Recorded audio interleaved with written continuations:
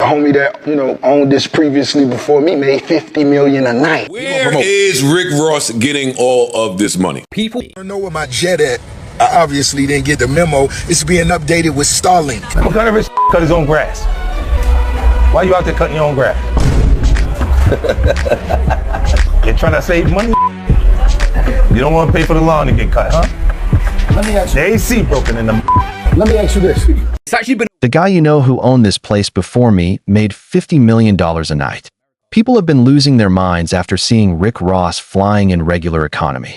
For someone known for one of the flashiest lifestyles in hip-hop, it immediately sparked questions.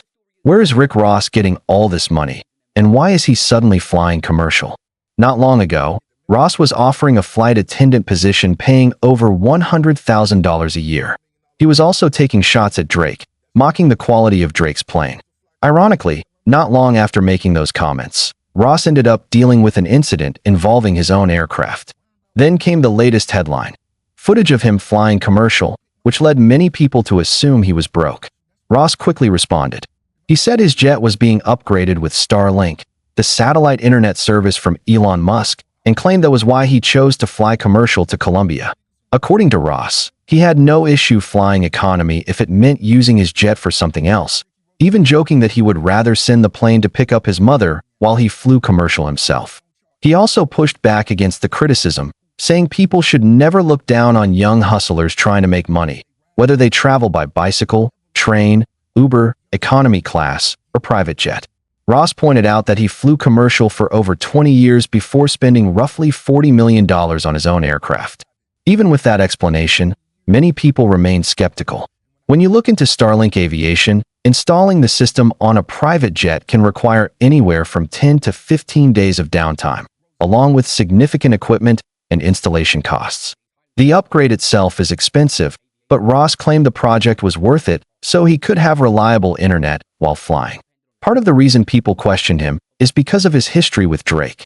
Ross had previously criticized Drake's plane, Air Drake, which is far from an ordinary private jet.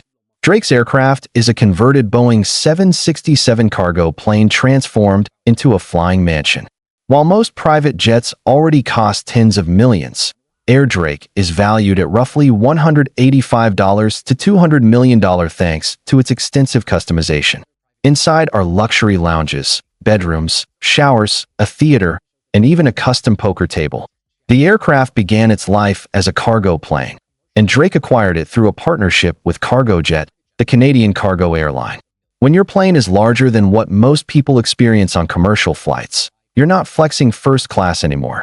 You're flexing the entire aircraft. That's why Ross' previous jokes about Drake's plane came back into the conversation.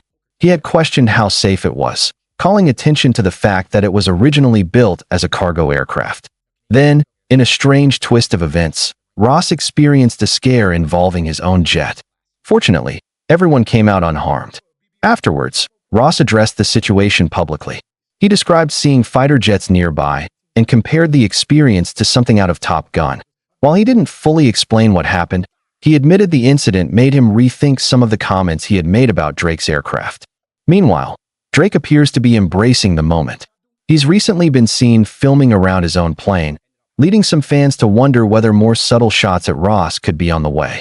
Adding fuel to the debate, some social media accounts claimed Ross was lying about the Starlink installation.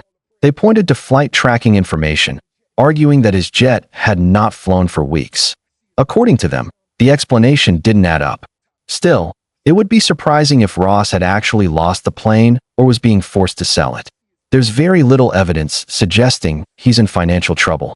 Ross himself has spoken openly about the purchase.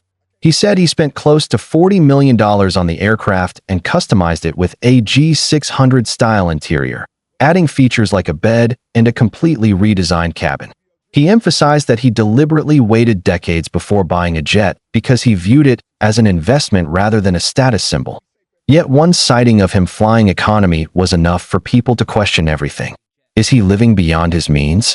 Is the lifestyle real? Or is he simply making smarter financial decisions than people expect? Some commentators argued that the reaction had less to do with the flight itself and more to do with Ross' image. After years of presenting himself as the ultimate boss, seeing him sitting alone at a regular airport gate caught people off guard. Others pointed out that flying private on a similar trip could easily cost close to $100,000. From that perspective, choosing a commercial flight wasn't a sign of weakness, it was a smart financial decision. The reality is that Ross created an image built around luxury. When someone spends years talking about private jets, expensive cars, and wealth, people start expecting them to live that way every second of every day. The moment they appear ordinary, the internet treats it like a scandal. Not long after the commercial flight story gained traction, Ross seemed eager to remind people of his lifestyle. He gave someone a tour of his hangar, showing off part of his collection. Inside were numerous luxury vehicles, including Rolls-Royces, Maybachs, Ferraris, and classic cars. Ross explained that his favorites constantly change, though he has a special appreciation for vintage models. Of course, the vehicles are only a small piece of the bigger picture. Ross owns the famous Promised Land estate in Georgia, a massive property spanning hundreds of acres. The mansion itself contains over 100 rooms, including multiple bedrooms, bathrooms, entertainment spaces, and one of the largest private swimming pools in the United States. The property was originally built by Evander Holyfield, who reportedly spent around $50 million constructing it. After financial difficulties led to foreclosure, Ross purchased it in 2014 for just $5.8 million. What was once a $50 million project became one of the best real estate deals of Ross' life. Over the years, the estate's value has increased dramatically. Depending on the estimate, the property is now worth tens of millions of dollars, making it one of the biggest contributors to his overall wealth. Ross also owns a waterfront mansion on Miami's Star Island. He purchased the property for roughly $35 million and has invested heavily into improving it. Today, estimates place its value significantly higher. In fact, Ross once joked about the empty lot next door, encouraging one of his wealthy friends to buy it so they could become neighbors. It was classic Rick Ross, half business pitch, half comedy routine. That's one of the things people often overlook. While Ross loves to talk about luxury, a huge portion of his wealth comes from real estate investments. He has consistently put money into assets that appreciate over time. Beyond property, he has ownership stakes in multiple businesses, including numerous Wingstop franchises and various partnerships that generate income outside of music. That's also why many people believe Ross will never truly go broke. The fact that he was willing to fly commercial instead of spending unnecessary money on another private flight suggests a level of discipline that often separates people who stay wealthy from those who eventually lose everything. When people ask where Rick Ross gets all of his money, the answer isn't complicated. It comes from years of investing, business ownership, real estate, and creating multiple streams of income. Even Joe Budden acknowledged that Ross has made a lot of smart moves over the years. Ross himself has often said that he tries to be transparent about how he operates and the decisions he makes. His long-running feud with 50 Cent even touched on business. Ross criticized what he saw as poor ownership positions in some of 50's entertainment ventures, arguing that ownership is what ultimately matters. Whether those criticisms are fair or not, they reveal how Ross thinks. He constantly evaluates assets, ownership, and long-term value. That mindset may have come from watching what happened to Evander Holyfield.